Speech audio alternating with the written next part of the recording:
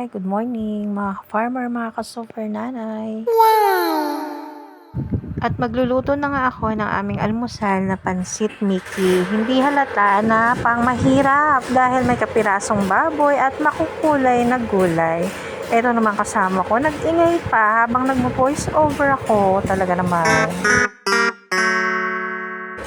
Ang pagluluto para sa akin ay napakasarap sa pakiramdam dahil alam ko nakakainin to ng mga mahal ko sa buhay. Napakasarap sa pakiramdam na magluto kahit simpleng mga lutuin lang dahil alam ko na ito ay niluluto ko para sa aking mga mahal sa buhay. Kaya ang isang sangkap nito ay ang aking taos-pusong pagmamahal. Hay, pati naman ang aso nakisama pa sa voice over ko. Talaga naman.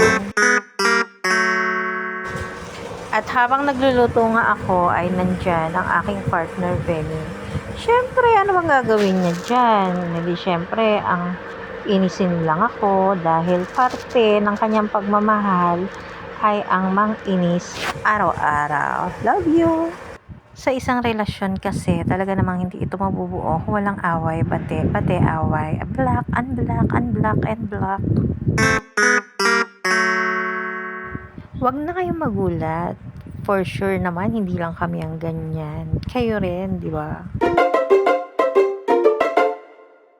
At naluto na nga ang aking pansit Mickey. Ayan, ang sarap, ang daming gulay. O, ano pang inintay nyo? Order na! At habang kumakain nga ako, ay natutulog naman ang makulit na ito. O, ayan, di ba? Kumikislot-kislot pa. At pagkatapos mag-almusal ay inayos ko naman ang aking mga matagal nang naimbak na mga paninda. May mga bago, free love, mga ukay, at marami pang iba. Ayan, pili na kayo. Kailangan kasi magsikap, magsipag. O ayan, kumuha na nga si Reggie ng kangkong at inayos ko na.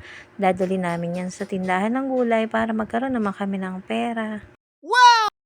Sabi nila mayaman daw ako, pero ang hindi nila alam, kunwari lang yan. Wala nga talaga dahil ang totoo, humihingi-hingi lang ako kung sinong may gustong magbigay. O, baka naman.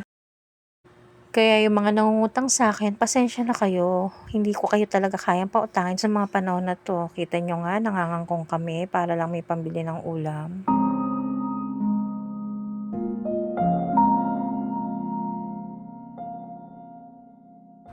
Kaya wag na magtampo ha, lahat naman tayo may pinagdadaanan. Ang dami ko nga ring pasan-pasan, hindi ko lang kinukwento dahil wala namang patutunguhan.